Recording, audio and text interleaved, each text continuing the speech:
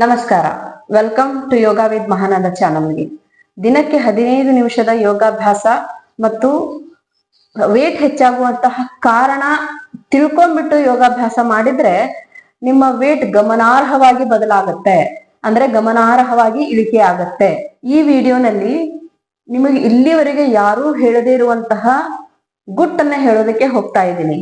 ಅಂದ್ರೆ ವೇಟ್ ಹೇಗ್ ಹೆಚ್ಚಾಗತ್ತೆ ಮತ್ತೆ ಅದನ್ನ ಹೇಗೆ ಕಡಿಮೆ ಮಾಡಬೇಕು ಅನ್ನೋ ಒಂದು ತಂತ್ರವನ್ನ ಕೊಡ್ತೀನಿ. ತುಂಬಾ ಜನರಿಗೆ ವೇಟ್ ಹೇಗ್ ಹೆಚ್ಚಾಗತ್ತೆ ಅನ್ನೋದೇ ಗೊತ್ತಿರೋದಿಲ್ಲ. ಇನ್ನು ಆ ವೇಟ್ ಅನ್ನ ಕಡಿಮೆ ಮಾಡೋದಕ್ಕೆ ಅನೇಕ ರೆಸಿಪಿಗಳು, ಅನೇಕ ವ್ಯಾಯಾಮಗಳನ್ನು ಕೂಡ ಬಳಸಿರ್ತಾರೆ. ಆದ್ರೆ ವೇಟ್ ಹೆಚ್ಚಾಗೋದೇ ಒಂದು ದೊಡ್ಡ ಸವಾಲಾಗಿದೆ. ಈ ಸವಾಲನ್ನ ತುಂಬಾ ಸರಳವಾಗಿ ಹಾಗೂ ವ್ಯವಸ್ಥಿತವಾಗಿ ಹೇಗೆ ಹ್ಯಾಂಡಲ್ ಮಾಡ್ಬೇಕು ಅನ್ನೋ ಒಂದು ಟ್ರಿಕ್ ಅನ್ನ ನಿಮ್ಗೆ ಕೊಟ್ಟಿರ್ತೀನಿ. ಈಗಾಗ್ಲೇ ನಾನು ನಿಮ್ಗೆ ಹೇಳಿದ ಹಾಗೆ ವೇಟ್ ಗೇನ್ ಅನ್ನೋ ಕಾನ್ಸೆಪ್ಟ್ ಅನ್ನ ನೋಡ್ಕೊಳ್ಳೋಣ.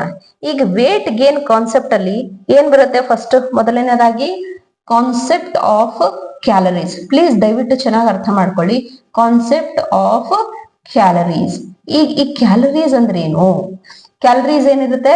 ಇದು ಎನರ್ಜಿ, ಫುಡ್ ಇಂದ ಬಂದಿರುವಂತದ್ದು ಎನರ್ಜಿ. ನಾವೇನೇ ಆಹಾರ ತಗೊಳ್ತೀವಲ್ಲ, ಆ ಆಹಾರ ಎನರ್ಜಿ ಆಗಿ ಬರುತ್ತಲ್ಲ, ಅದನ್ನೇ ಕ್ಯಾಲರಿ ಅಂತ ಹೇಳ್ತಾರೆ. ಈ ಕ್ಯಾಲರಿ ಹೇಗೆ? ಇದನ್ನ ಅರ್ಥ ಮಾಡ್ಕೊಳ್ಳೋದಕ್ಕೆ ತುಂಬಾ ಸಿಂಪಲ್ ಆಗಿ ಟರ್ಮ್ ಕೊಟ್ಟಿರ್ತೀನಿ.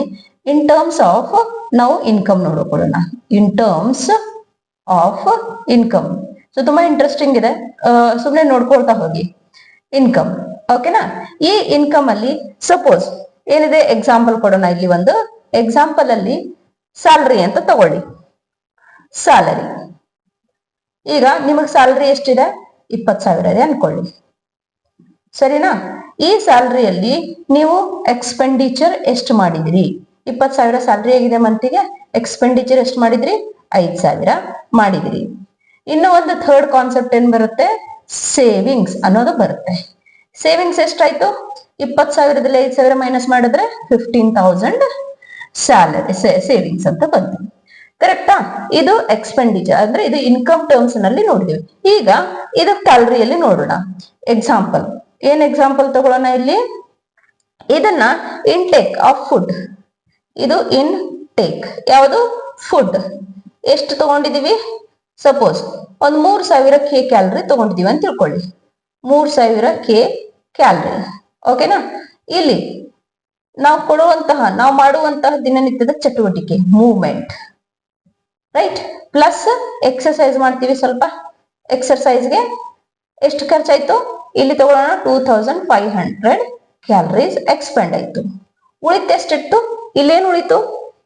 3,000 ಮೈನಸ್ 2,500 ಆಗಿದ್ರೆ ಸ್ಟೋರ್ಡ್ ಬಾಡಿ ಫ್ಯಾಟ್ ಅಂತ ಬರುತ್ತೆ.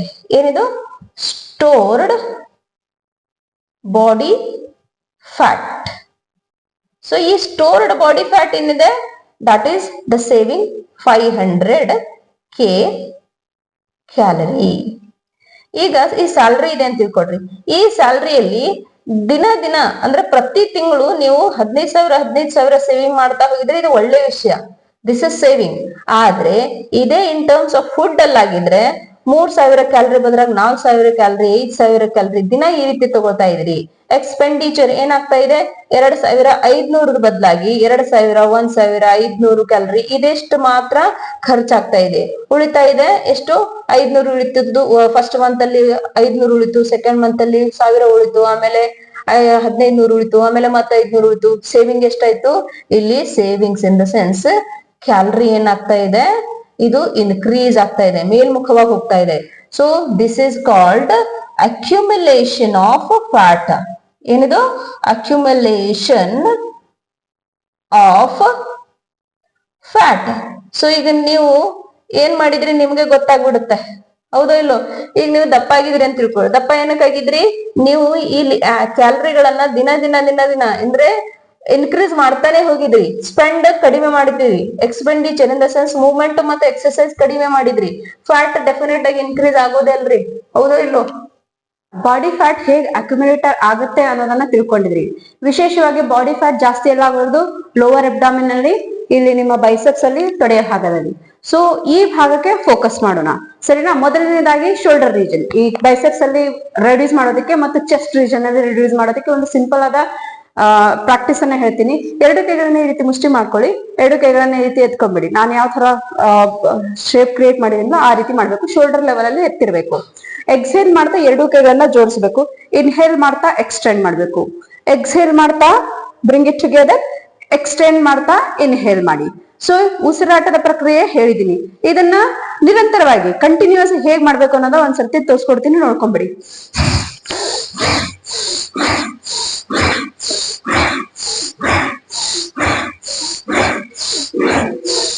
ಅರ್ಥ ಆಯ್ತಲ್ಲ? ಈ ರೀತಿ ಮಾಡೋದ್ರಿಂದ ಏನಾಗುತ್ತೆ, ಇಲ್ಲಿ ಭಾರ ಫೀಲ್ ಆಗುತ್ತೆ, ಸ್ಟ್ರೆಚ್ ಜಾಸ್ತಿ ಫೀಲ್ ಆಗುತ್ತೆ. ಮತ್ತೆ ಈ ಎದೆ ಭಾಗದಲ್ಲಿ, ಹಿಂಭಾಗದಲ್ಲಿ ಸ್ಪೆಷಲಿ ಹೆಣ್ಮಕ್ಳೇನ್ ಒಳ ಉಡುಪು ಹಾಕ್ತಾರಲ್ಲ, ಅಲ್ಲಿಂದ ಚರ್ಮ ಹೊರಗೆ ಬಿದ್ದ ಹಾಗೆ ಅನಿಸುತ್ತೆ. ಅದು ಫ್ಯಾಟ್ ರೆಡ್ಯೂಸ್ ಆಗುತ್ತೆ ಈ ವ್ಯಾಯಾಮದಿಂದ. ಸರಿನಾ? ಈಗ ನಂಬರ್ಸ್ ಅಂತ ತಗೊಂಡಾಗ ನಾನು ಏನೇ ಪ್ರಾಕ್ಟೀಸ್ ಹೇಳಿದ್ರು ಪ್ರತಿಯೊಂದು ಪ್ರಾಕ್ಟೀಸ್ 10ರಿಂದ 100ರವರೆಗೆ ಏರಿಸ್ಬೇಕು. ಬಟ್ ಆರಂಭದಲ್ಲಿ 100 ಆಗ್ಲಿಕ್ಕಿಲ್ಲ, ಅದನ್ನ ನಾನು ಒಪ್ಕೋತೀನಿ. ಸೊ ಆರಂಭದಲ್ಲಿ 10 ಮಾಡಿ, ಆಮೇಲೆ 20, 30, 40 ಈ ರೀತಿ ನಿಧಾನಕ್ಕೆ ಏರಿಸ್ತಾ 100 ಅಂತೂ ಆಗ್ಲೇಬೇಕು. ಪ್ರತಿಯೊಂದು ವ್ಯಾಯಾಮ 100 ಆಗಿದ್ರೆ ಮಾತ್ರ ನಿಮ್ಮ ವೇಟ್ ರಿಡಕ್ಷನ್ ಅಲ್ಲಿ ವ್ಯತ್ಯಾಸ ಕಂಡು ಬರುತ್ತೆ. ಜೊತೆಗೆ ಆ ಕ್ಯಾಲರಿಯ ಕಾನ್ಸೆಪ್ಟ್ ಕೂಡ ನೆನಪಿಟ್ಕೊಂಬೇಡಿ. ಸರಿನಾ? ಎರಡನೇ ವ್ಯಾಯಾಮಕ್ಕೆ ಲೋವರ್ ಅಬ್ಡಾಮನ್ ಇಲ್ಲಿ ಇರುತ್ತೆ. ಈ ರೀತಿ ಫ್ಲಾಟ್ ಆಗಿ ಮಲ್ಕೊಂಡ್ಬಿಡಿ, ಬೆನ್ನಿನ ಮೇಲೆ ಮಲ್ಕೊಂಡ್ಬಿಡಿ, ಕಾಲು ಉದ್ದ ಬಿಟ್ಬಿಡಿ. ಚೆನ್ನಾಗಿ ನೋಡ್ಕೊಳ್ಳಿ, ಅರ್ಥ ಮಾಡ್ಕೊಳ್ಳಿ ಎಲ್ಲಿ ಉಸಿರಾಟ ಹೇಗಿದೆ ಅನ್ನೋದನ್ನ. ಎರಡು ಕೈಗಳು ಇಡಿ, ತೊಡೆ ಹತ್ರ ಇಡಿ. ಇದನ್ನ ಉತ್ಥಾನ ಪಾದಾಸನ ಅಂತಾರೆ. ಉತ್ಥಾನ ಪಾದಾಸನದಲ್ಲಿ ಎರಡೂ ಕಾಲುಗಳನ್ನ ಮಾಡಿದ್ರೆ ಜಾಸ್ತಿ ಪ್ರಭಾವ ಬರುತ್ತೆ. ಬಟ್ ಎರಡೂ ಕಾಲುಗಳು ಆರಂಭದಲ್ಲಿ ಬರ್ಲಿಕ್ಕಿಲ್ಲ, ನಿಧಾನಕ್ಕೆ ಒಂದೊಂದು ಕಾಲನ್ನು ಎಬ್ಬಿಸ್ತಾ ಹೋಗಿ ಮತ್ತೆ ಬಿಡಿ. ಮೊಳಕಾಲ್ ನೇರವಾಗಿಡ್ಬೇಕು. ಇನ್ಹೇಲ್ ಮಾಡ್ತಾ ಮೇಲಕ್ಕೆ ಹೋಗ್ಬೇಕು, ಎಕ್ಸೇಲ್ ಮಾಡ್ತಾ ಕೆಳಗಡೆ. ಇನ್ಹೇಲ್ ಮಾಡ್ತಾ ಮೇಲಕ್ಕೆ, ಎಕ್ಸೇಲ್ ಮಾಡ್ತಾ ಕೆಳಗಡೆ. ಇನ್ಹೇಲ್ ಮಾಡ್ತಾ ಮೇಲಕ್ಕೆ, ಎಕ್ಸೇಲ್ ಮಾಡ್ತಾ ಕೆಳಗಡೆ. ಒಂದೊಂದೇ ಕಾಲಾಗಿ ಮಾಡ್ತಾ ಇದ್ರಿ. ಸೊ ಹಾಗಾಗಿ ಆರಂಭದಲ್ಲಿ 20 ಮಾಡಿ. ಇದನ್ನ ಎರಡು ಕಾಲು ಮಾಡಿದ್ರೆ 10 ಮಾತ್ರ. ನೋಡಿ ಈ ರೀತಿ ಮಾಡಿದಾಗ ಎಷ್ಟು ಪ್ರೆಷರ್ ಬರುತ್ತೆ ನೋಡಿ ಈ ಭಾಗದಲ್ಲಿ ಮತ್ತೆ ತೊಡೆಯ ಭಾಗದಲ್ಲಿ. ಅರ್ಥ ಆಯ್ತಾ? ಸೊ ಏನ್ ಕವರ್ ಐತಿ ಇಲ್ಲಿರುವಂತಹ ಲೋವರ್ ಅಬ್ಡಾಮಿನಲ್ ಇರುವಂತಹ ಫ್ಯಾಟ್ ಮತ್ತೆ ತೊಡೆಯ ಭಾಗದಲ್ಲಿರುವಂತಹ ಫ್ಯಾಟ್ ಕವರ್ ಆಯ್ತಾ? ಸೊ ಇದನ್ನು ಕೂಡ 10ರಿಂದ 100 ಕೊಯ್ಬೇಕು, ನಿಮ್ಮ ಕೆಪಾಸಿಟಿನ ನೋಡ್ಕೊಂಡ್ಬಿಟ್ಟು. ಮೂರನೇ ಪ್ರಾಕ್ಟೀಸ್. ಇನ್ನು ಕೆಲವೊಂದ್ಸರಿ ಏನಾಗುತ್ತೆ, ನಿಮ್ಮ ಈ ಕಾಫ್ ಮಸಲ್ಸ್ ಅಲ್ಲಿ ಫ್ಯಾಟ್ ಇರುತ್ತೆ. ಆ ಫ್ಯಾಟಿಗೆ ಏನ್ ಮಾಡ್ಬೇಕು, ಇದನ್ನ ಆರಾಮಾಗಿ ಬೆಡ್ ಮೇಲೆ ಮಲ್ಕೊಂಡಾಗ, ಯಾವಾಗ ನೀವು ರೆಸ್ಟ್ ಅಲ್ಲಿ ಇರ್ತಿರೋ ಅಥವಾ ಯಾವಾಗ ನಿಮ್ಗೆ ಟೈಮ್ ಸಿಗುತ್ತೋ ಸ್ವಲ್ಪ ಮಲ್ಕೊಂಡಿರ್ತಲ್ಲ, ಈ ರೀತಿ ಮಲ್ಕೊಂಡಿದ್ದಾಗ ಮಾಡಬಹುದು. ನೀವು ಪಾದಗಳನ್ನ ಈ ರೀತಿ ಮೇಲಕ್ಕೆ ತರ್ರಿ, ಹೀಲ್ಸ್ ಅನ್ನ ಮೇಲಕ್ಕೆ ತರ್ರಿ, ಟೋಸ್ ಮೇಲೆ, ಮತ್ತೆ ಕೆಳಗಡೆ, up down, up down, up down, up down. ಅರ್ಥ ಆಯ್ತಲ್ಲ? ಮತ್ತೊಂದು ಪ್ರಾಕ್ಟೀಸ್ ಹೇಳ್ತೀನಿ, 3-4 ಹೇಳ್ಬೋದು. ಸ್ವಲ್ಪ ಜಾಸ್ತಿ ಆಗಿದ್ರು ತೊಂದ್ರೆ ಇಲ್ಲ, ನಿಮಗೆ ಸಹಾಯ ಆಗತ್ತೆ. ಅದ್ರಲ್ಲಿ ಎಷ್ಟು ನಿಮಗಾಗುತ್ತೋ ಅಷ್ಟನ್ನ ಮಾಡಿ. ಈ ರೀತಿ ಕಾಲನ್ನ ಅಗಲಿಸ್ಕೊಂಡ್ಬಿಡಿ, ಬಟರ್ಫ್ಲೈ ಪೋಸ್ ಅಲ್ಲಿ. ಇನ್ಹೇಲ್ ಮಾಡ್ತಾ ಎಕ್ಸೇಲ್, ಬ್ರಿಂಗ್ ಇಟ್ ಟುಗೆದರ್. ಉಸಿರನ್ನ ಹೊರ ಹಾಕ್ತಾ ಈ ರೀತಿ ಅಗಲ ಮಾಡ್ಕೊಳ್ಳಿ. ಉಸಿರನ್ನ ತುಂಬ್ಕೊತಾ ಈ ರೀತಿ ಒಳಗಡೆ. Inhale, exhale, inhale, exhale. ಸಂಪೂರ್ಣವಾಗಿ ನೆಲಕ್ಕೆ ತಾಕ್ಲಿಲ್ಲ ಅಂದ್ರೆ ಭಯ ಬೇಡ, ಆಗತ್ತೆ. ನಿಧಾನಕ್ಕೆ ಪ್ರಾಕ್ಟೀಸ್ ಮಾಡ್ತಾ ಮಾಡ್ತಾ ಅದಾಗತ್ತೆ. ಈ ರೀತಿ ಮಾಡ್ಕೊಂತ ಹೋಗಿ. ಅರ್ಥ ಆಯ್ತಲ್ಲ? ಇನ್ನೂ ಒಂದು ಲಾಸ್ಟ್ ಪ್ರಾಕ್ಟೀಸ್ ಹೇಳ್ತೀನಿ, ಸ್ವಲ್ಪ ಜಾಸ್ತಿನೇ ಆಗ್ತದೆ, ತೊಂದ್ರೆ ಇಲ್ಲ. ಇನ್ನೊಂದು ಪ್ರಾಕ್ಟೀಸ್ ಸೈಕ್ಲಿಂಗ್ ಅಂತಾರೆ. ಇದು ನಿಮ್ಗೆ ಗೊತ್ತಿದೆ. ಈ ರೀತಿ ಸೈಕಲ್ ತರ ಮಲ್ಕೊಂಡಲ್ಲಿನೇ 1, 2, 3, 4, 5, 6, 7, 8, 9, 10. ರಿವರ್ಸ್ ಅಲ್ಲಿ ಕೂಡ 1, 2, 3, 4, 5, 6, 7, 8, 9, 10. ಇಲ್ಲಿ ಏನಾಗ್ತಾ ಇದೆ ಅಂತ ಗಮನ ಕೊಡಿ. ಇಲ್ಲಿ lower abdomen plus thigh muscles. So complete ಆಗಿ ಇಲ್ಲಿ, ಬಟ್ ಮೇಜರ್ ಆಗಿ ಥೈ ಮಸಲ್ಸ್ ಮತ್ತು ಲೋವರ್ ಅಬ್ಡಾಮನ್ ಎಫೆಕ್ಟ್ ಆಗುತ್ತೆ. ಈಗ ಇನ್ನೊಂದು ವಿಷಯ, ನಿಧಾನಕ್ಕೆ ಮೇಲ್ ಬನ್ನಿ, ಕೇಳ್ಕೊಳ್ಳಿ. ಇಲ್ಲಿ ಇನ್ನೊಂದು ವಿಷಯ, ನಿಮಗೆ ಸಪೋಸ್ ಏನಾದ್ರೂ ಯಾವುದೇ ತರದ ಸರ್ಜರಿ ಆಗಿದ್ರೆ, ಲೋವರ್ ಅಬ್ಡಾಮಿನ್ ಅಲ್ಲಿ ಸರ್ಜರಿ ಆಗಿದ್ರೆ, ಸ್ವಲ್ಪ ಡಾಕ್ಟರ್ ಅಥವಾ ನಿಮ್ಮ ಹತ್ರ ಯಾರಾದ್ರೂ ಯೋಗ ಟೀಚರ್ ಇದ್ರೆ ಗೈಡೆನ್ಸ್ ತಗೊಳ್ಳಿ. ಇಲ್ಲ ಅಂದ್ರೆ ನನಗೆ ಕೇಳಿ, ತೊಂದ್ರೆ ಇಲ್ಲ, ನಾನೇ ಹೇಳ್ತೀನಿ. ಏನಾದ್ರೂ ಸಮಸ್ಯೆ ಇದ್ರೆ, ಈ ಸಮಸ್ಯೆ ಇದೆ, ನಾನ್ ಮಾಡ್ಬೇಕೋ ಬೇಡ ಅಂತ ಹೇಳ್ಬಿಟ್ಟು. ಓಕೆನಾ? ನೀವು ಬಾಡಿ ಫ್ಯಾಟ್ ಅನ್ನ ಕಡಿಮೆ ಮಾಡ್ಕೋಬೇಕು ಅಂತಂದ್ರೆ ನಾನು ಇಲ್ಲಿವರೆಗೆ ಹೇಳಿರುವಂತಹ ಟ್ರಿಕ್ ಗಳನ್ನ ಬಳಸಿದ್ರೆ ಮಾತ್ರ ಅದು ನಿಮ್ಗೆ ಉಪಯೋಗಕಾರಿ. ಇಲ್ಲ ಅಂದ್ರೆ ಉಪಯೋಗ ಆಗೋದಿಲ್ಲ. ಇಂಪ್ಲಿಮೆಂಟ್ ಮಾಡ್ಬೇಕು. ಅಭ್ಯಾಸ ಮತ್ತು ವೈರಾಗ್ಯ ಇವೆರಡೂ ವಿಷಯಗಳು ನಿಮ್ಮ ಜೀವನದಲ್ಲಿರ್ಬೇಕು. ನೀವು ಅನ್ಕೊಂಡಿರುವಂತದ್ದು ಸಾಧಿಸೋದಕ್ಕೆ ಸಾಧ್ಯ ಆಗತ್ತೆ. ಇಂಟಿಗ್ರೇಟೆಡ್ ಯೋಗಿಕ್ ಪ್ರಾಕ್ಟೀಸ್, ನಾನು ಹೇಳಿದೆ ಕ್ಯಾಲರಿ ಹೇಗೆ ರಿಡ್ಯೂಸ್ ಮಾಡ್ಬೇಕು ಅಥವಾ ಕ್ಯಾಲರಿ ಬಗ್ಗೆ ಹೇಗೆ ನಾಲೆಜ್ ಇಟ್ಕೋಬೇಕು, ಮತ್ತೆ ಅದಕ್ಕೆ ಏನ್ ಯೋಗಾಭ್ಯಾಸ ಮಾಡ್ಬೇಕು. 2 ವಿಷಯಗಳಿದೆ, ಇದಕ್ಕೆ ಇಂಟಿಗ್ರೇಟೆಡ್ ಅಂತಾರೆ. 2 ವಿಷಯಗಳನ್ನ ಜೊತೆಗೆ ತರೋದೇ ಇಂಟಿಗ್ರೇಷನ್. ಈ ಇಂಟಿಗ್ರೇಟೆಡ್ ಯೋಗಿಕ್ ಪ್ರಾಕ್ಟೀಸ್ ಅನ್ನ ಬಳಸ್ಕೊಂಡಿದ್ರೆ ರಿಮಾರ್ಕೆಬಲ್ ಚೇಂಜ್ ಆಗತ್ತೆ, ಟ್ರೆಮೆಂಡಸ್ ಚೇಂಜ್ ಆಗತ್ತೆ, ಫಿಸಿಕಲಿ ಆಗ್ಲಿ ಮೆಂಟಲಿ ಆಗ್ಲಿ. ಈ ವಿಡಿಯೋ ಒಂದು ವೇಳೆ ನಿಮಗೆ ತುಂಬಾ ಉಪಯೋಗಕಾರಿ ಆಗಿದ್ರೆ ದಯವಿಟ್ಟು ನಿಮ್ಮ ಥಾಟ್ ಗಳನ್ನ, ನಿಮ್ಮ ಕಲ್ಪನೆಗಳನ್ನ, ಈ ವಿಡಿಯೋ ಬಗ್ಗೆ ಇರುವಂತಹ ನಿಮ್ಮ ಅನಿಸಿಕೆಗಳನ್ನ ಕಮೆಂಟ್ ಅಲ್ಲಿ ಬರೆದು ಹಾಕಿ. ಈ ಕಾನ್ಸೆಪ್ಟ್ ಅನ್ನ ಇಲ್ಲಿಗೆ ಮುಗಿಸ್ತೀನಿ. ಮುಂದಿನ ವಿಡಿಯೋಗಳಲ್ಲಿ ಮತ್ತೆ ಹೊಸ ಹೊಸ ವಿಷಯಗಳೊಂದಿಗೆ ಮತ್ತೆ ಭೇಟಿ ಆಗ್ತೀನಿ. ನೀವು ಕೂಡ ನನ್ನೊಂದಿಗೆ ಮತ್ತೆ ಭೇಟಿ ಆಗೋದಕ್ಕೆ ಚಾನೆಲ್ ಅನ್ನ ಸಬ್ಸ್ಕ್ರೈಬ್ ಮಾಡ್ಕೊಳ್ಳಿ, ಮತ್ತೆ ಚಾನೆಲ್ ಜೊತೆ ಕನೆಕ್ಟ್ ಆಗಿರಿ. ಅಲ್ಲಿವರೆಗೆ ನಮಸ್ಕಾರ.